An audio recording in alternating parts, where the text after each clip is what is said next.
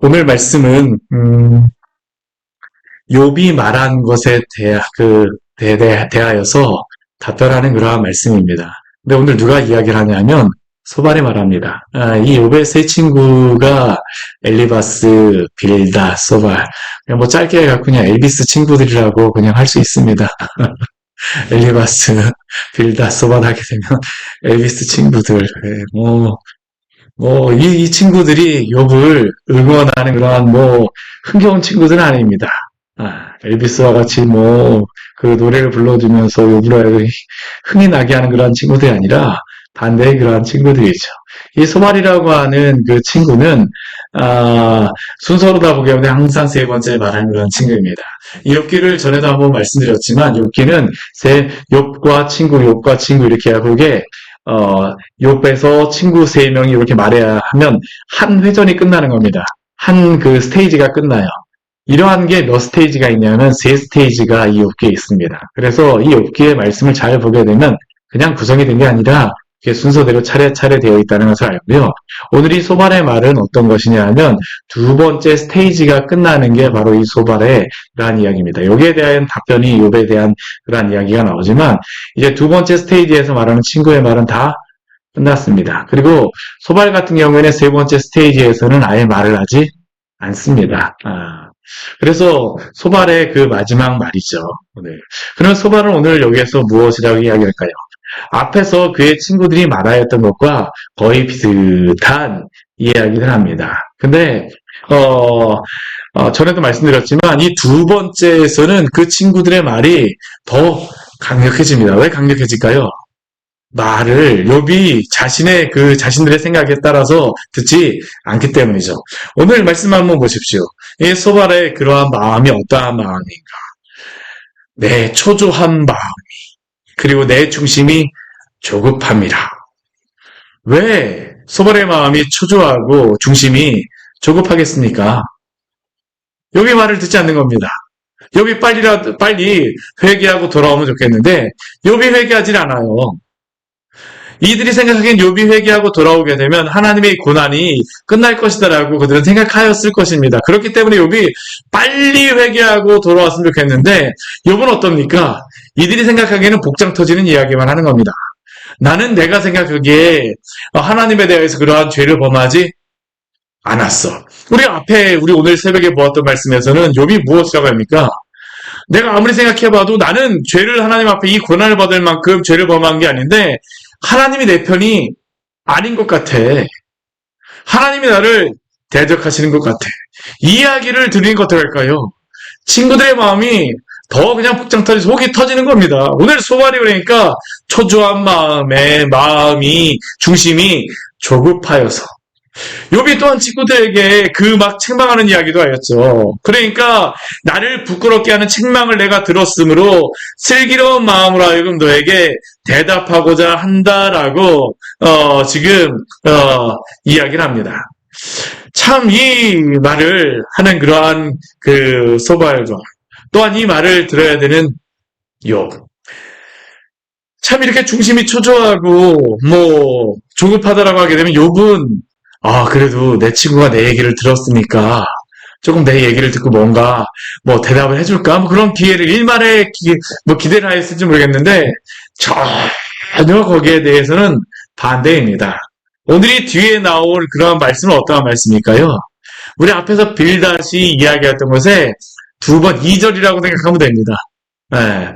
빌닷이 그 지옥설교, 악인이 그 하나님 앞에 범죄하게 되면 범죄한 죄인이 악인이 어떠한 결말이 있는가라는 것에 대하여서 빌닷이 한번 앞에 말하였었는데 욥에게 이야기했었는데 오늘 소발도 그것을 이어서 2절을 하는 거라고 할 수 있습니다. 악인이 하나님 앞에 죄를 범하게 되면 어떠한 결과가 있을 것인가? 왜 그럴까요? 이 친구들은 인과응보의 그런 원리에 완전히 꽉 매여 있는 친구입니다. 욥이 지금 이런 고난을 당하는 이유는 무엇 때문이라고요? 하나님 앞에 죄를 범하였기 때문이라고 생각을 하는 겁니다.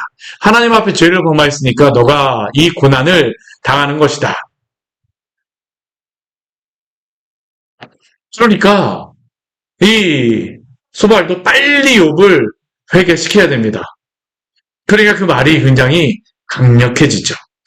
오늘 그 말씀, 우리 뒤에 말씀을 보게 되면, 욥이 어떠한 존재라고 이야기를 하냐면, 너는 금방 사라질 존재야. 사실 이 이야기를 지금 4절부터 11절까지 말하고 있습니다. 한번 4절 말씀 보십시오. 욥이 그 소발이 욥에게 말하는 걸 하시죠. 내가 알지 못하느냐? 너도 다 알고 있잖아. 뭐라고 했습니까? 예로부터 사람이 이 세상이 생긴 때로부터 지혜가 이러한 말이 있었어. 무슨 말입니까? 악인이 이긴다는 자랑도 잠시요. 경건하지 못한 자의 즐거움도 잠깐이니라. 우리 고난과 환난을 당하기 전에 욥은 어떠한 상황이었습니까? 굉장히 부유하고 굉장히 그 자녀도 많고 행복한 그런 가정이었습니다. 근데 지금 이 소발은 욥의 이전에 행복하였던 것은 무엇일까요? 악인이 이긴다는 그 자랑도 잠시야. 경건하지 못한 자의 즐거움도 잠깐이었어. 너는 뭐라는 겁니까? 너는 악인이고 경건하지 못한 사람이야 라는 거죠. 이게 지금 소발이 욥에게 하고자 하는 겁니다.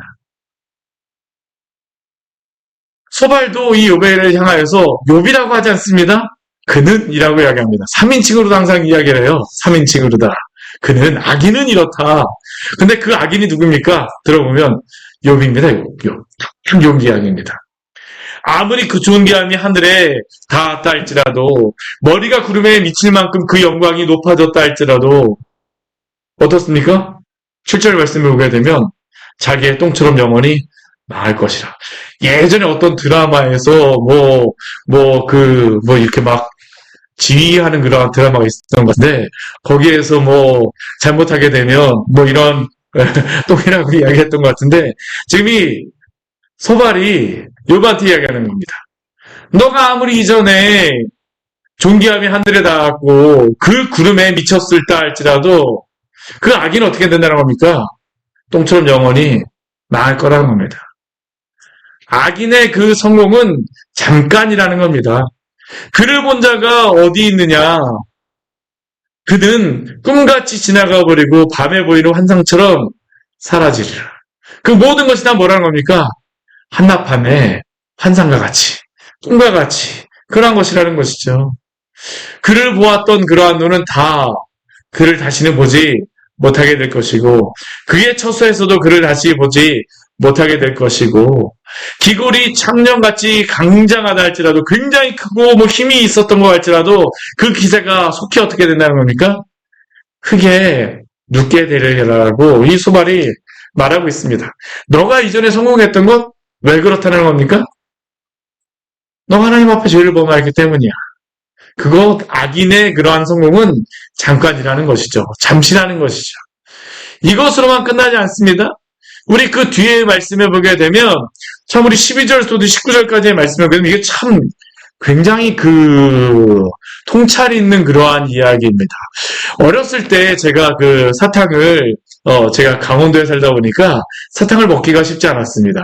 가게에 가고 눈갈 사탕 같은 걸 하나 딱 사갖고 오랜만에 먹게 되면 어떻게 할까요? 어떻게든지 간에 오래 먹으려고 깨물어 먹지도 않습니다. 지금은 그냥 막 깨물어서 마구잡고 먹는데, 이때는 이 사탕을 어떻게든 오래 먹으려고 해갖고, 이 입안에서, 혀 밑에다가 이렇게 놓고 나서, 천천히 녹여 먹으려고 합니다. 근데, 지금 소발이 보기에 욥은 어떠한 사람이냐 하면, 악을 굉장히 즐겨하는 사람이에요. 죄를 범하는 것도 제가 종종 말씀드리지만, 죄에도 맛이 있습니다. 죄를 범하는 것도 맛이 있습니다. 왜 이 세상에 많은 사람들이 죄를 범할까요? 죄가 주는 즐거움이 있기 때문입니다. 달콤함이 있기 때문입니다. 그 죄에 대한 달콤함을 버리지 못하는 사람은 어떻게 할까요? 그 달콤함을 다시 먹기 위해서 굉장히 애를 쓰죠. 저는 요즘에 이 말씀을 보게 되면 요즘에 우리나라도 참 마약이 이게 막 퍼지고 있고, 미국 같은 경우에는 마약으로 인하여서 그 샌프란시스코라든가, 여러 필라델피아의 그러한 도시들, 한때는 굉장히 번성하였던 그러한 도시, 아름다웠던 그 도시가 지금은 마약의 그 도시로 다 범하였던 것을, 변한 것을 우리가 볼 수 있지 않습니까? 그 사람들 보게 되면 참 이상합니다. 아니, 이렇게 엉거주춤하게 서갖고, 왜 그렇게 하고 있을까? 왜 그럴까요? 맛이 있기 때문입니다. 죄가 주는 맛. 근데 지금 소발은 욥에게 그렇다라는 것이죠. 그 악인은 악을 달게 여겨서 혀 밑에 감추어두고 아껴서 버리지 아니하고 입천장에 물고 있을지라도 그 악과 죄는 무엇과 같다로 이야기하냐면 독과 같다라고 이야기합니다. 그 악이 뱃속으로 입에는 달지만 뱃속으로 들어가면 어떻게 될까요? 그 뱃속에서 독사에 쓸개같이 변한다라고 이야기를 하죠. 그 독이 어떻게 되겠습니까? 그 사람을 삼키는 것입니다. 죽이는 것이죠. 그 재물을 삼켰다 할지라도 하나님께서는 그 재물을 어떻게 합니까? 뱃속에서 도로 나오게 하신다라고 소발은 이야기합니다. 독사의 독을 빨며 뱀의 혀에 죽는 것과 같이 악인은 이렇게 될 것이란 겁니다. 악이 아무리 즐겁고 기쁘다 할지라도 그것은 그 영혼을 죽이는 것이라는 것이죠. 아무리 수고하여 얻은 것이라 할지라도 악인에게는 어떻습니까? 다 토하여 내버려 주리 그러한 것이라고 이야기합니다. 매매하여 얻은 재물이라 할지라도 다 벌어지는 것이라고 이야기합니다. 왜 그렇다라고 이야기합니까? 우리 19절 말씀해 보게 되면 소발이 욥에게 이렇게 이야기해요. 우리 같이 한번 읽어볼까요? 이는 그가 가난한 자를 학대하고 버렸으며 자기가 세우지 않은 집을 빼앗아 씀이니라. 욥이 이랬을까요? 소발이 이것을 보았을까요? 욥이 이러는 것을? 못 보았을 겁니다. 왜냐하면 분명히 욥기 1장에 보게 되면 하나님께서 인정하였던 사람이 바로 욥이었기 때문입니다. 그의 삶에서는 어떤 흠을 찾기가 굉장히 어려운 사람이었습니다. 그런데 왜 소발이 욥에게 이렇게 이야기할까요? 너 내가 알지 못하는 때 이런 죄를 졌지. 너가 지금 고난을 당하는 것 보니까 분명히 너는 가난한 자를 학대하였음에 틀림없어. 너가 세우지 않았던 그러한 집을 빼앗았음에 틀림없어. 너가 지금 당하고 있는 그러한 고난은 이것 때문이야. 라고 지금 이야기하고 있는 겁니다. 소발이라고 하는 이 사람이 이 인과응보의 그 원리에 꽉 붙들려 있으니까 어떻습니까? 다른 사람을 판단하는 겁니다. 우리도 이러한 오류에 빠지지 않도록 조심해야 됩니다. 우리가 참 선입견이라는 게 얼마나 두려운지 모릅니다. 이 사람이 이렇다라고 한번 생각하게 되면 어떻게 합니까? 저 사람이 나에게 좋은 일을 하건 나쁜 일을 하건 간에 덮어놓고 나에겐 다 어떻습니까? 나쁜 사람입니다. 좋은 일을 나한테 해준다라고 하면 뭐라고 생각할까요? 저 사람이 나한테 무슨 속이려고 뭔가 나를 속이려고 나를 속아먹게 하려고 무엇인가를 하나 보다. 나한테 나쁘게 하면 어떻게 할까요? 에휴, 그럼 그렇지. 우리가 선입견에 가졌을 때 그런 건 아닙니까? 소발이 지금 자기가 가지고 있는 그 인과응보의 원리로 지금 욥을 판단하니까 욥은 악인임에 틀림없습니다. 그의 삶을 그가 무엇을 보았어도 다 소용없습니다. 내가 모르는 순간 그가 분명히 죄악을 범하였다는 겁니다. 이게 바로 소발이 욥에 대하여서 판단하는 것이죠. 이러한 가운데에 있는 그러한 악인은 어떠한 마음이라고 소발은 이야기할까요? 너가 그러한 죄인이기 때문에 너한테는 평안이 없을 거야. 우리 한번 말씀 보시죠. 20절 말씀 보게 되면 그러한 악인에게는 평안을 알지 못하고 기뻐하는 것을 하나도 보존하지 못하고 평안도 없고 기쁨도 없습니다. 우리 21절 말씀에 보게 되면 행복도 없습니다. 남기는 것이 없이 모두 먹이니 날마다 배고픈 사람입니다. 만족함이 하나도 없는 사람이죠. 행복이 없는 사람입니다. 오히려 어떻습니까? 이러한 악인은 풍족할 때에도 괴롭고 그리고 배가 불리려 할 때에도 하나님의 맹렬한 진노가 내린다라는 겁니다. 이게 누구라는 겁니까? 욥이라는 겁니다. 욥. 너가 지금 그렇게 원망하고 불평하는 이야기 해? 왜 그런 거야? 너 알아? 악인이기 때문이야. 이게 바로 소발이 욥에 대하여서 이야기를 하는 거죠. 여러분들이 이러한 이야기를 친구에게 지속적으로 듣는다라고 하게 되면 그 친구가 어떻게 보이겠습니까? 정말 미울 겁니다. 그렇죠. 정말 미울 거예요. 근데 이 정도로 다 끝나지 않습니다.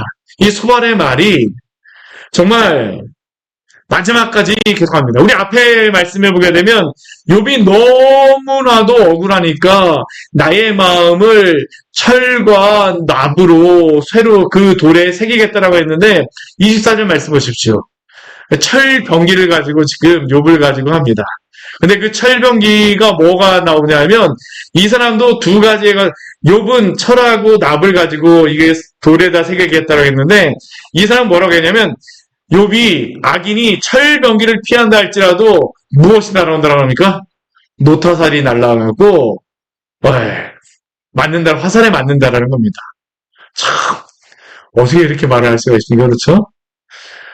철을 피했는데 화살이 날아와서 맞는다는 거예요. 욥의 상황을 보면 딱 이겁니다. 그렇지 않습니까? 한 가지 고난만을 당했던 게 아니죠. 여러 가지 고난이 한꺼번에 임하였던 겁니다. 25절 말씀 한번 보십시오. 화살을 빼냈습니다. 근데 그 화살을 빼냈어도 촉은 그 안에서 다 빼내지 못했어요. 촉이 어디 가서 있습니까? 그의 쓸개에 가서 아직까지 박혀있는 겁니다. 참 두려움이 그에게 닥친다라고 이야기를 하죠. 참 상징입니다. 욥의 상황을 이렇게 이야기하는 것이죠. 맞은데 또 맞고, 맞은데 또 맞고, 아픈데 또 때리고. 친구들이 보기에도 욥의 상황은 이겁니다. 욥에게 무엇이 준비되었다고 합니까? 큰 어둠이 그를 위하여 예배되어 있고 빛이 없습니다. 사람이 피우지 않은 불이 그를 멸망하고 장막에 남은 것을 해치고 욥이 당하였던 것 아닙니까? 하늘이 그의 죄악을 드러내고 땅이 그를 대항하여 일어나고 자산이 다 떠나가고 하나님의 진노의 날에 끌려가리라. 근데 우리 29절 말씀해 보게 되면 욥이 왜 이렇다는 겁니까? 악인이라는 것이죠. 근데 29절 말씀 같이 한번 해볼까요? 이는 악인이 하나님께 받을 분깃이요 하나님이 그에게 정하신 기업이니라. 이 앞에 욥이 당하였던 이 모든 것이 욥에게 무엇이란 겁니까? 분깃이고 기업이라는 겁니다. 하나님이 너한테 주실 것은 이 재앙과 고난밖에 없어. 왜요? 악인이기 때문에. 근데 우리가 이 말씀을 보게 되면 욥에게 이 말씀을 하고 있지만 사실 이게 욥이라고 하는 그 인물을 빼놓게 되면 성경에서 하나님께서 악인이 죄를 범하게 되면 이러한 일이 있을 것이라고 하나님께서 말씀하십니다. 사실 소발의 이야기는 그 단어 자체, 어휘 자체를만 보게 되면 악인에게 하나님이 그 내리시겠다라고 하는 그 벌에서 많이 다르질 않아요. 그럼에도 불구하고 이 소발은 어떻습니까? 욥에게 이 말을 하는 게 틀리죠. 왜냐하면 그 적용의 대상이 틀렸습니다. 욥에게는 하나님이 지금 고난을 주는 게 이유가 아니기 때문입니다. 그런데 그럼에도 불구하고 왜 하나님께서는 욥에게 이러한 친구들의 이야기를 듣게 하실까요? 이렇게 듣게 하시고 이렇게 아프게 하시는 이유가 무엇일까요? 이건 아무런 의미가 없는 것입니까? 사실 우리가 이 친구들의 이야기를 들을 때 만약 의미가 없다라고 하게 되면 이것이 다 어떻게 될까요? 사실은 여기에 기록하지 않으셨을 겁니다. 근데 여기에 이것을 기록했다라는 것은 의미가 있다는 겁니다. 분명 이러한 말을 통하여서 욥은 무엇을 보게 됩니까? 자신의 죄에 대해서 철저하게, 자신의 연약함에 대해서 철저하게 보기 시작합니다. 분석하기 시작하죠. 그리고 그 가운데에서 자신이 고난을 당한 큰 죄가 없다라는 것을 그는 발견합니다. 이게 굉장히 중요합니다.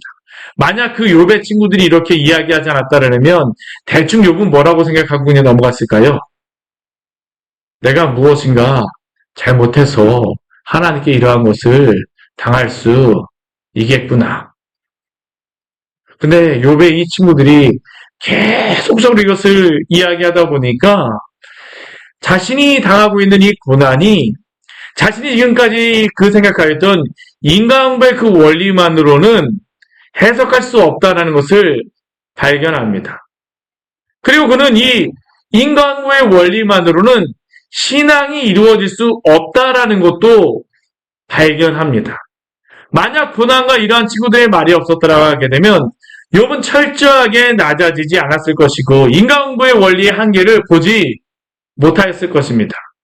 결국 이 모든 것을 통해서 욥을 어떻게 합니까? 그 신앙의 성장이 있는 것을 우리는 보게 되어지죠.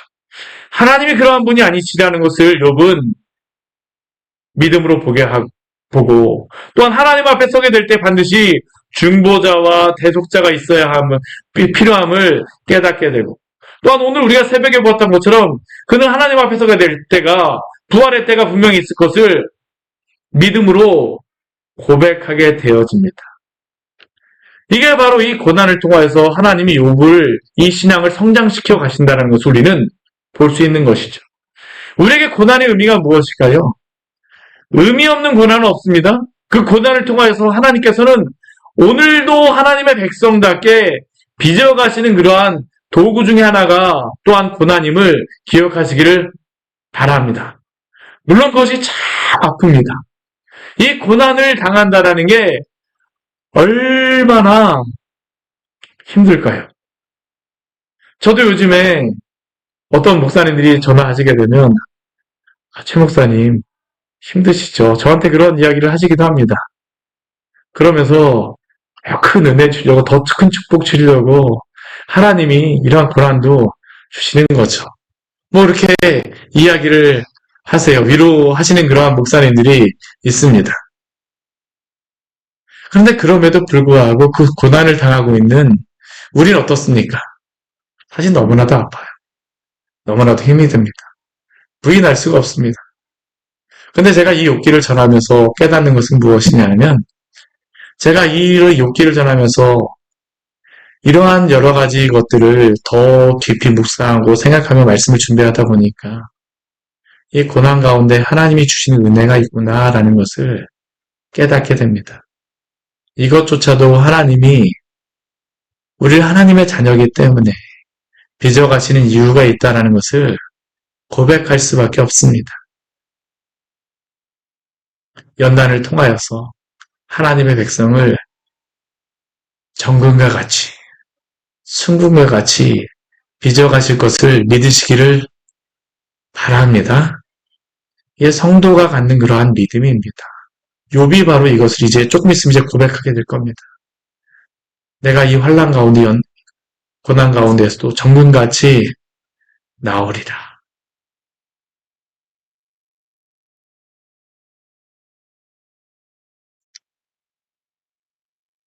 그리고 욥이 이 고난을 통해서 또 그 한 가지 변하게 되어지는 또 놀라운 한 가지의 것이 있는데 그것은 욥이 친구들에게 이러한 취급을 당하고 보니 친구들에게 지금 어떠한 취급을 받고 있는 겁니까? 가장 악한 사람으로 지금 취급당하고 있는 겁니다. 욥은 이 세상에서 최고의 악당입니다. 이 친구들 앞에서는. 왜냐하면 욥과 같은 그러한 고난을 당한 사람이 그 주변에는 없었을 테니까요. 최고의 악당입니다. 근데 욥이 이러한 취급을 당하고 보니 인간의 그러한 한계가 무엇인가를 보게 되어집니다. 아, 인간이 이렇게 잔인하게도 변할 수 있구나. 인간이 이럴 수도 있구나. 그런데 놀라운 것은 무엇일까요? 우리 욥기 가장 마지막에 보면 욥이 친구들을 위하여서 하나님이 명령하시는 것이 있어요. 이들을 위하여 번제를 드리고 제사를 드리라는 겁니다. 그런데 한번 상상을 한번 해보십시오. 우리가 하나님께 이러한 말씀을 너가 이 친구들을 이 세 명의 친구들을 위하여서 제사를 드리고 번제를 드려라라고 하게 되면 하나님이 말씀하셨으니까 나는 드릴 수 있겠다라고 하지만 솔직히 한번 이러한 이야기를 몇 날 며칠, 몇 개월, 몇 년의 시간 동안 들었다라고 한번 생각해 보십시오. 나의 마음속에 굉장한 상처가 되었습니다. 상처에 상처가 되고 아픈데 또 때리고 아픈데다가 소금을 뿌리고 굉장히 아프게 합니다. 그럼 욥에게 이 친구는 어떠한 사람처럼 여겨질까요? 원수처럼 여기질 겁니다. 정말 보기 싫겠죠. 목소리도 듣기 싫을 것입니다. 제가 이 친구들이 옆에 있으니까 그래도 친구라고 이야기하지만 실제로도 옆에 앉아갖고 나는 너를 위해서 이런 이야기를 해 하면서 이거를 계속 이야기한다고 생각해 보십시오. 하나님이 저 사람을 위하여서 번제를 드려라. 하나님 저 사람을 위하여서 기도를 하여라. 하나님이 저 친구들을 위하여서 뭐뭐 하라고 했을 때 정말 할 수 있습니까? 저는 정말 이거 쉽지 않은 그러한 문제라고 생각이 돼요. 우리도 그렇지 않습니까? 저도 인생을 살아보다 보니까 제가 살아오면서 미워했던 사람들이 있습니다. 저하고 사이가 좋지 않았던 그런 사람들이 있습니다. 요즘에도 저희 교회 이전하면서 이 1층에 그 주인하고 뭐 여러 가지 전화도 제가 몇 번 요즘 하거든요. 마음속으로 그 전화를 막 듣다 보면 오늘도 어제였었나요? 어제도 전화를 해갖고 뭐 이제 데크하고 관련해갖고 뭐 여러 가지 이야기를 뭐 한 4, 50분 동안 이제 전화를 막 했습니다. 나중에는 막 화도 나고 막 그러는 것 같아요. 제 마음속에서. 근데 우리가 그러한 사람들 만나갖고 용서를 한다라는 것, 그 사람들을 용납하라고 하는 것, 하나님이 지금 번제를 드리라고 하는 의미는 무엇입니까? 용서하라는 겁니다. 욥이 중보자를 찾고 고해를 찾고 대속자를 찾았는데 욥에게 그 일을 친구들을 위하여서 행하라는 겁니다. 우리는 한 번 원수는 영원한 원수. 사실 우리의 마음은 그렇지 않습니까? 그런데 변하는 것이 무엇일까요? 여러분 이 시간을 통하여서 인과응보의 원리에 따라 나에게 죄를 범한 사람을 예전 같으면 어떻게 할까요? 용서하지 못하는 원수였을 것입니다. 근데 여러분 이 시간을 통하여서 인과응보만이 절대적인 원리가 아니라는 것을 발견하게 되죠. 기독교는 무엇입니까? 은혜의 종교입니다. 욥이 발견하였던 것은 사실은 이것입니다.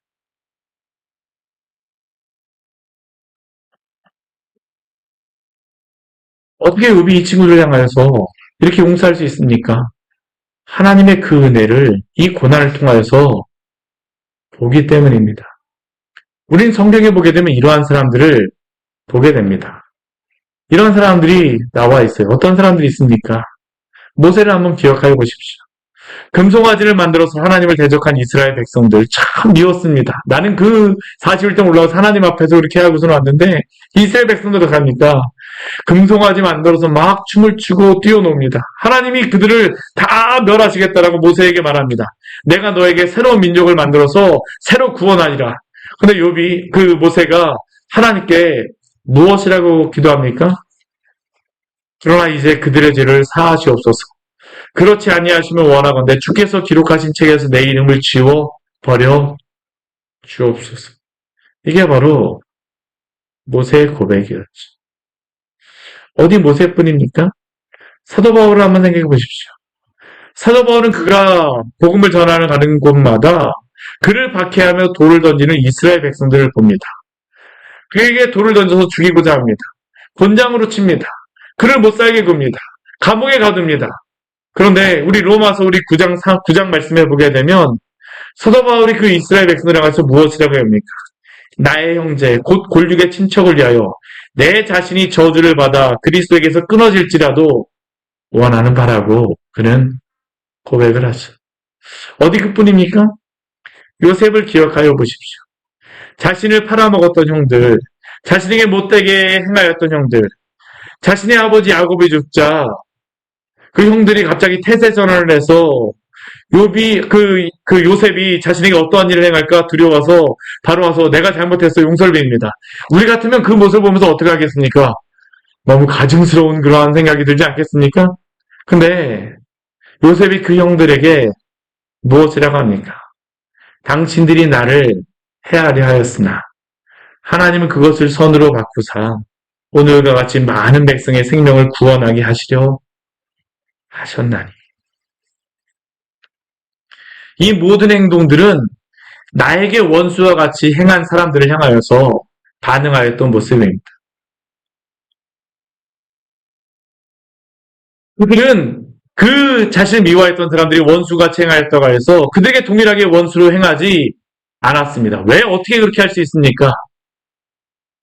변화했기 때문이죠. 하나님의 백성이 되었기 때문입니다. 원수로 행하지 않아도 되는 힘이 어디서부터 나옵니까? 그리스도인들에게는, 성도에게는 바로 우리가 구원받았다라고 하는 것은 인과응보, 우리가 무엇을 행함으로 아니라 우리가 하나님의 그 은혜로 용서함을 받은 것에 기초하기 때문입니다. 예수님의 십자가를 기억하여 보십시오. 예수님께서는 자신의 십자가에 못 박은 자들을 향하여서, 모욕하는 자들을 향하여서 무엇이라고 하십니까? 아버지, 저들을 사하여 주시옵소서. 자기들이 하는 것을 알지 못함이니이다. 사랑하는 성도 여러분, 우리는 우리에게 악을 행하고 죄를 행한 사람들을 향하여서 인과응보의 원리로 용서할 수 없다라고 생각하지만, 그러나 우리는 그렇지 않아야 됩니다. 왜 그렇습니까? 우리는 결코 하나님께 인과응보의 원리로 구원을 받은 사람들이 아니기 때문입니다. 때로 우리 주변의 사람들이 우리를 힘들게 합니다. 우리를 정죄하기도 합니다. 억울할 때가 있습니다. 그러나 우리가 우리의 현실적인 부분을 잘 지혜롭게 대응하고 헤쳐나가는 것은 필요하다 할지라도 동일하게 그들에게 행동하거나 미워하지 않을 수는 있습니다. 왜냐하면 우리는 인과응보의 원리로 우리가 행함으로 구원받은 자가 아니라 은혜로 구원받고 은혜로 살아가는 사람들이기 때문입니다. 우리는 그리스도 안에서 완전히 정체성이 바뀌게 된 사람입니다. 이것은 세상이 우리를 이해할 수 없는 방식입니다. 욥의 변화가 무엇입니까? 욥은 이 고난의 시간을 통하여 하나님이 어떠한 분이신지를 깊이 알고 그 은혜에 대하여서 깨닫게 됩니다. 이 친구들의 이 이야기조차도 하나님을 이해하게 되는 이유가 됩니다. 창조주 하나님께서 자신을 하나님의 백성으로 삼으셨다라는 것 자체가 하나님의 은혜라는 것을 깨닫게 되죠. 사도 바울이 바로 깨달았던 그 고백이 바로 이것 아닙니까? 우리가 아직 연약할 때에, 우리가 아직 죄인 되었을 때에, 우리가 원수 되었을 때에 그리스도께서 우리를 위하여 죽으심으로 하나님께서 우리에 대한 자기의 사랑을 확증하여 주셨습니다. 이게 바로 성도의 삶입니다. 오늘 욥기 20장의 말씀 욥에게 참 아픕니다. 우리에게도 이러한 일이 때로는 일어날 수 있습니다. 그러나 이런 일을 당했다고 해서 우리가 이렇게 살 필요는 없습니다. 왜냐하면 우리는 하나님의 은혜로 구원받은 사람이기 때문입니다. 같이 우리 기도하도록 하겠습니다. 우리 오늘 말씀 같이 기억하시면서 우리 기도하기로 합니다. 우리 오늘 이 욥기 20장의 말씀은 참 욥에게 아픈 말씀이죠. 빌닷을 이어서 소발까지 욥에게 악인이라고 하면서 욥에게 일어났던 그 상황들을 하나하나 다 기억나게 하면서 아프게 합니다. 그러나 이러한 일을 당하였다고 해서 욥이 이렇게 할 필요는 없습니다. 왜냐하면 욥은 더 이상 이제 인과응보의 메인 사람이 아니게 되기 때문입니다. 하나님의 은혜로 구원받은 사람이기 때문이죠. 우리도 하나님의 은혜로 구원받았습니다. 주님, 우리에게 여러 가지 일들이 있지만 우리에게 아픈 일들도 인하여서 우리의 마음이 딱딱해지지 않게 하여 주시옵소서. 우리 주님 앞에 같이 기도하기를 합니다. 사람들 때문에 우리가 마음이 딱딱해지는 것도 있지만 더 중요한 것은 우리가 하나님 앞에 있지 않기 때문에 우리의 마음이 딱딱해지는 게 더 강합니다. 주님, 당신의 은혜로 우리 얼어붙은 마음을 녹여주시고 우리의 딱딱한 마음을 주님 당신께서 변화시켜 주시옵소서. 사랑할 수 없고 우리가 용서할 수 없는 그러한 사람들, 주님 저희 힘으로 할 수가 없습니다. 당신의 그 은혜를 깊이 알게 하여 주시고 당신의 그 은혜 가운데 용납할 수 있는 마음을 우리에게 허락하여 주시옵소서. 우리 이 시간 주님 앞에 우리 간절히 기도하도록 하겠습니다. 같이 기도하시겠습니다. 하나님 아버지 시간 주일 앞에 저희 누구를 기도하면 하나님 아버지 우리가 하나님 앞에 기도하면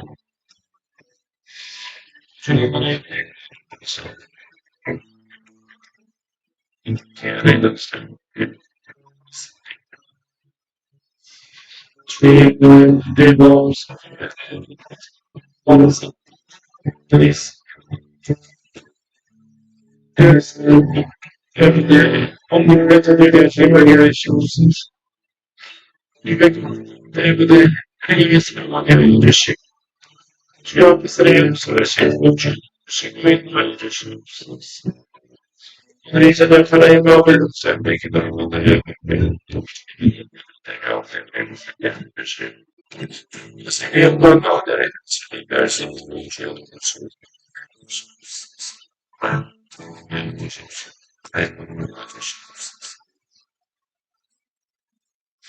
하나님 아버지, 주님이 우리를 구원하여 주시고 우리를 불러주셨는데 어느 순간 시간이 지나고 보니 저희의 마음은 당신의 그 안에 붙잡혀 살기보다는 상황 가운데에 매여서 마음이 딱딱해져 있습니다. 너무나도 메말라 있습니다. 두렵습니다. 무섭습니다. 용서가 아니라 입에서 원망과 불평이 일어나고 하나님 아버지 저의 머릿속에 하나님 아버지 많은 상상력들 가운데에 우리도 똑같이 어떻게 하면 더 그 사람을 아프게 할까 하나님 아버지 많은 상상들을 하게 됩니다. 그 가운데 우리가 잠도 잘 못 잘 때가 있습니다. 그러나 주님 그 모든 상황 속에서 우리를 구원하여 주시옵소서. 당신의 그 은혜밖에 우리가 하나님 아버지 이러한 문제로부터 해결을 받을 수 있는 방법이 없습니다. 미워하고 용서하지 못하는 우리의 마음 70번씩 7번 우리에게 용서라고 하지만 사실 우리는 한 번도 용서하기가 너무나도 힘듭니다. 우리가 그것에 하나님을 매어서 주님 앞에 하나님 아버지 우리 스스로가